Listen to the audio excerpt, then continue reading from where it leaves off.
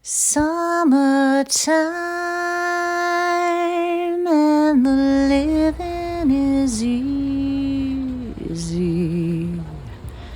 Fish are jumping and the flowers are high.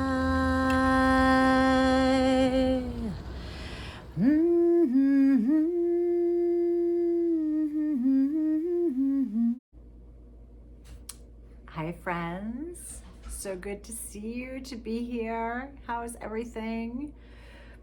It's been a really, really busy couple of weeks, and I'm so glad to have some time to be here with you today because I have a sweater that I want to show you that I've been working on that is, I think, really something. I'm a little scared to share it with you because it is the first time I've actually done something on my own, and it's really special. So, but I'm going to show that to you in a second.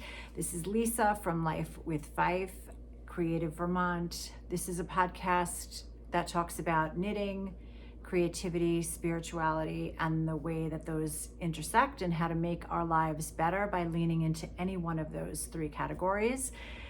Today I'm wearing,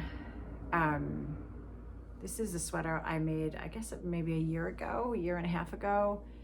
It's the Carlita blouse. I love it because it has these I love large motifs, and I love, oversized motifs or deep motifs, deep yolks. And I love the colors that are in this. This is just really, really beautiful. I love a charcoal gray sweater. I love that, a dark sweater, and then with I love these little blue floral motifs, and I love the red of the larger floral. Really pretty plant motifs, pretty diamonds. It's so warm and cozy. I can't think of the yarn that I used, but I do talk about the sweater in another podcast, and I do go over the yarn. So it has been a really, really busy couple of weeks.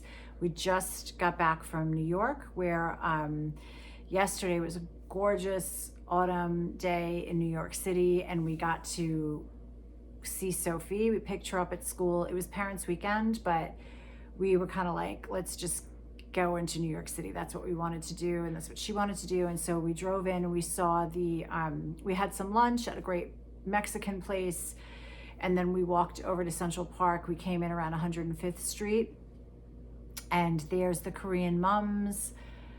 In the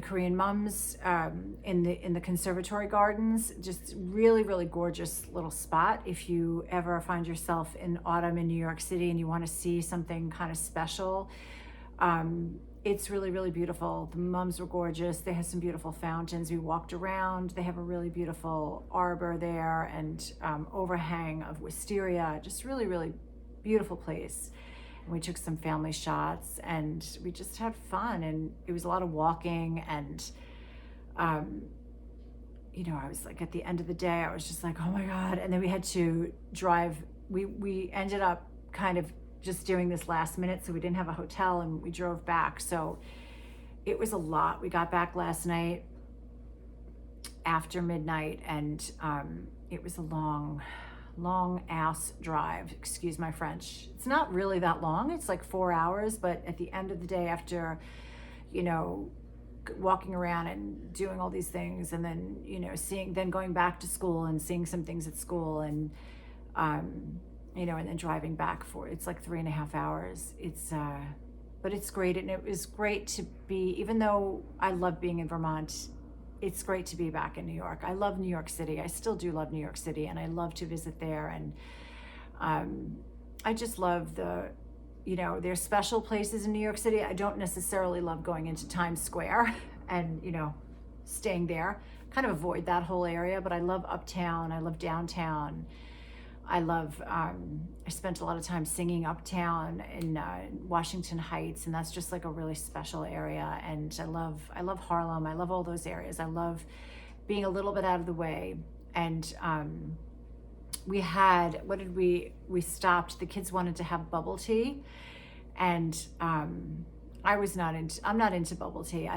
But they loved it. So we stopped at this Korean drink place, and I had this really delicious tea. It was great. It was chunks. It wasn't tea. They called it Yucat or something like that. Sophie said it was like a fermented, she said it was kind of like a kefir, but it really just, maybe like it was a kefir water, because it was really like just very, very light. And then it had lychee like jelly on the bottom, but very, very, I added no, it was, I don't like my drinks very sweet. So there's no sweetener added to it. You could like pick all the things that you wanted. And I think it was lychee coconut puree, and then there was like chunks of grapefruit, and it was just this water, and it was chilled. It was so good. It was so good. I'm still thinking about that. I'm like, I wonder how I can make that. It was just like something. I know the kids love the bubble tea because you can like chew on those gelatin things, and I had a little bit of I had a taste of theirs, and I don't know. I loved my mother's tapioca pudding as a kid, but this is just like, it's really big, and it's just too much for me. I find it to be too much, but everybody's each his own, right? But mine was like, I was getting chunks of grapefruit through the straw, which it sounds really gross, but it was so, I was getting chunks of grapefruit, but it was really good. It was really, and then you would get occasionally these like lychee, I think I'm pronouncing that correctly, lychee fruit with coconut mixed into it. So it was like a combination of like a snack and a drink, and the water was really fresh, and it was not too sweet, and it was just refreshing. It was really nice to have that after a long walk through Central Park. So we got some great pictures in the park, and as I said, but the leaves, up here we reached peak foliage. I guess like last week was really peak, but in New York it was just kind of reaching peak, and still in parts of it not even close to it. So like walking through Central Park, and we were walking through this tunnel, and then like it just kind of came upon us, like the sunlight was just like shining down, and these yellow leaves were just like falling, and it was the green of the trees, and these yellow leaves, they were ginkgo leaves actually falling down, such pretty leaves. And then the darkness contrasted with the darkness of the tunnel. It was just so beautiful. And we were all trying to get our phones out and we missed it. I got maybe the last second of it. But it was just a really fun time. So it's been a really lovely autumn. I've been doing lots of knitting. Mark has started up at the school with me, and it's really nice to have him up there. And we're down to one car a day. Okay, I mean not one car a day. We're down to one car for this family, and it's so far so good. Like everyone said to me, like, oh my God, it's going to be so hard. It's going to be. And, I'm not going to say it hasn't been inconvenient at times. Like there's moments where I would like to have two cars, especially if like I have to run out somewhere and we're at work, and, like we have parent teacher conferences next week, and, we both have to leave work. But generally speaking, it's actually totally doable, totally fine. It helps that we live right in the center of town, and that we can, if needed, someone can walk to the market or whatever. It's not like you're like completely like miles and miles and miles from any civilization or anything like that. And it's just, to me, I love that we only have one car. I love it. And I love the simplicity of it. And I love that, I love not having that extra car payment. I kind of love everything about it. And it's just, making life more simple, quieting down a little bit, and we're not spending a ton of time outdoors. I mean, today Mark is out cleaning up the garden, but I haven't been outside. I've been working on my sweater. But just kind of like this time of year I love it, because it's so beautiful to be outside, and it's, you can put a sweater on and just go outside, and it's really, really just, it's crisp, and the colors are beautiful. The ground is still warm somewhat, pretty much. So you still feel the warmth of summer, but you can feel the crispness of the changing weather.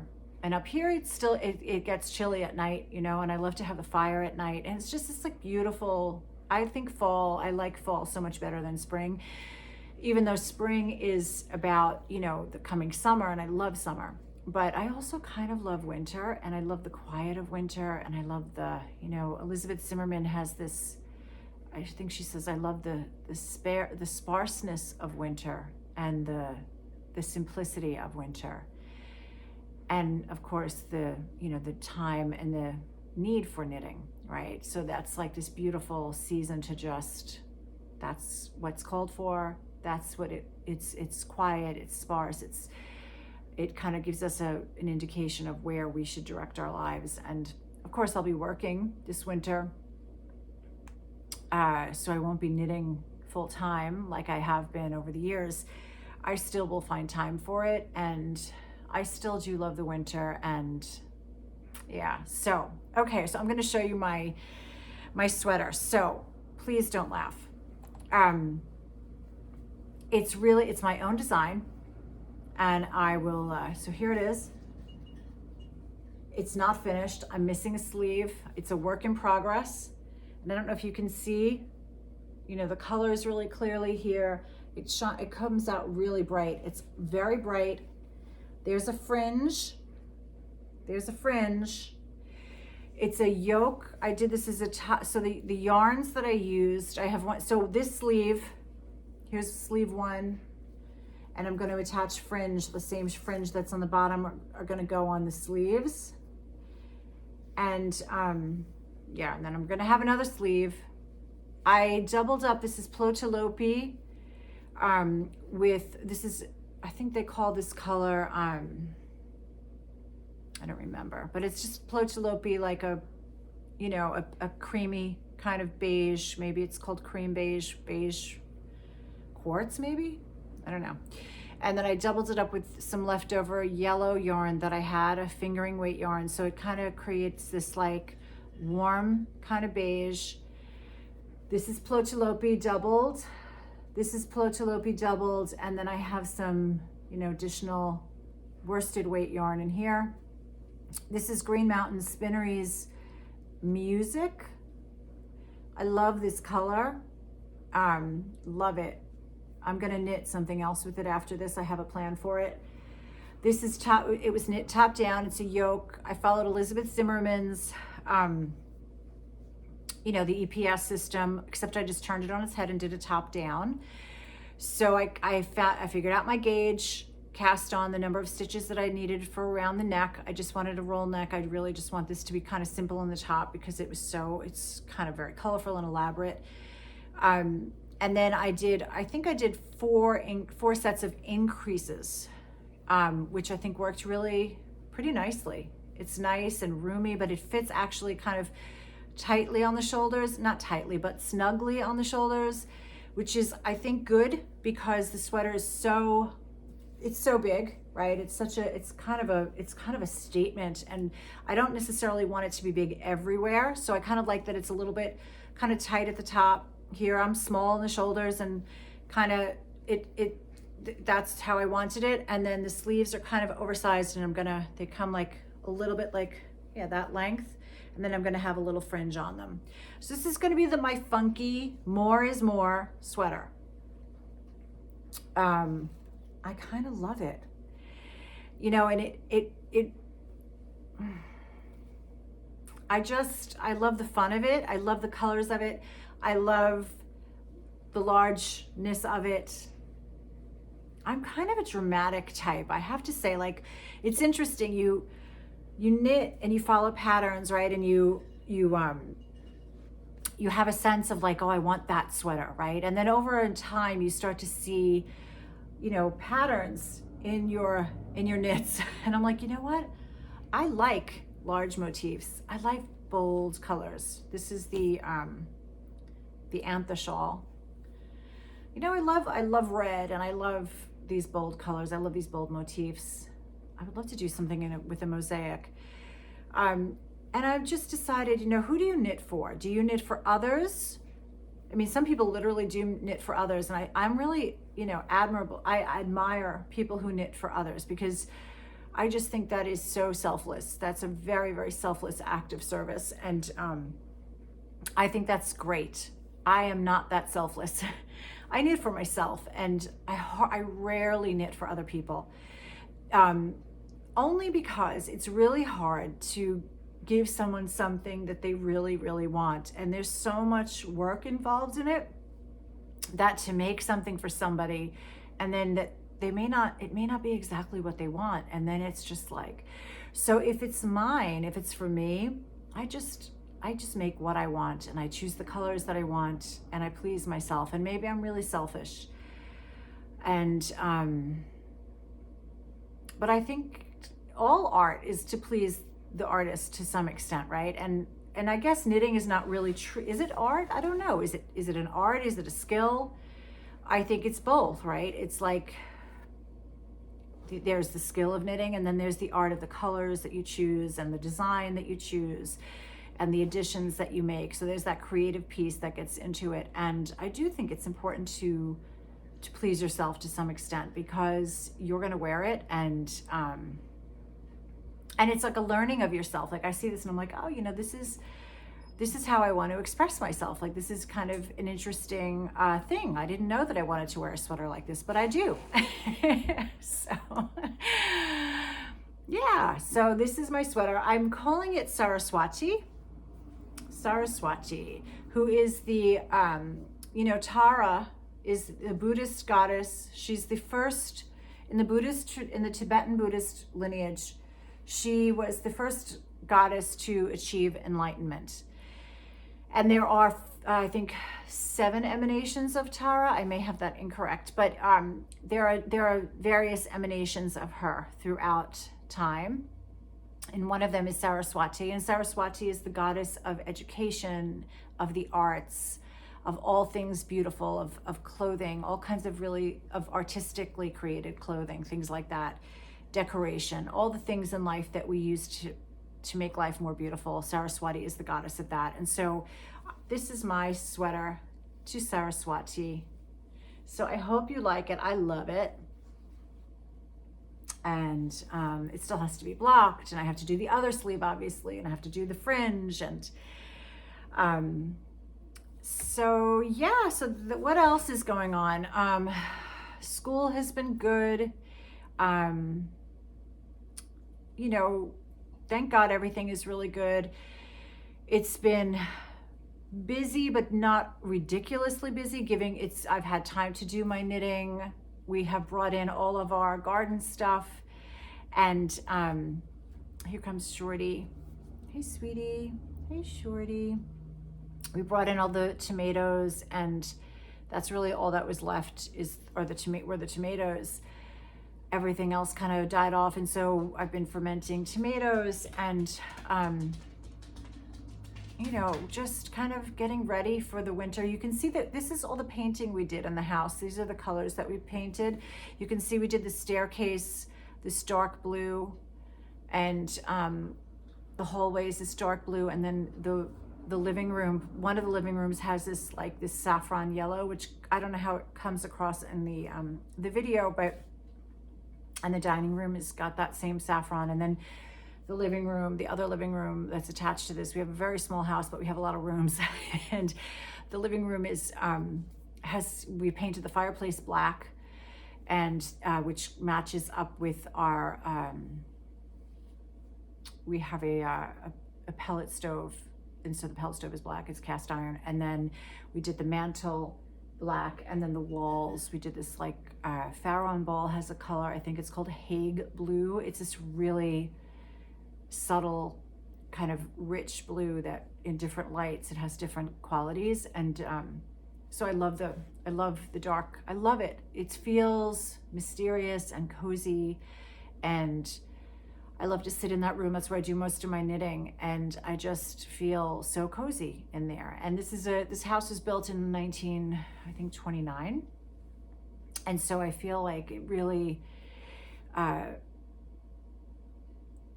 it's almost like a little bit Art Deco. Although I am such a mishmash of different, I have Eastern flair, we have copper, we have brass plates, and we have a lot of different, I have tons of plants. You can't really see my plants all over the place. I have plants. So it's very different, colorful. Obviously we love color here in this house, and but it makes the house feel a little older, a little more, because when we bought this house a year and a half ago, everything was white, and it looked fresh and clean, and we kind of were like, okay, it looked like something we could do something with, so. But then once we were here, we were like, it just doesn't feel like this house should be white. Like, it just, I don't know, just never really felt right. So painting it in these beautiful colors has just been so much fun, and I think has brought so much, life to the house that it wasn't here before. And so love being here. And yeah, so I guess that's really it. That's all I'm gonna talk about for today. But I hope you like my sweater. I'm going to be finished with it. I think I'll be finished with it by next week. And so hopefully I will have a podcast up with me wearing the sweater. You'll see what it looks like. But my encouragement to you is do your own thing. Let your freak flag fly. And yeah, and because who else are you going to please, right? Have an amazing day. Namaste. Bye-bye. We found this really sweet community garden in the middle of Harlem. And obviously it's past harvest, but just a really inviting and warm and comforting place to sit in a busy street. And we loved how the colors they painted and how they decorated it, and how it was just this inviting space in, this courtyard on a busy street. And you just wanted to sit and stop and take it all in for a minute.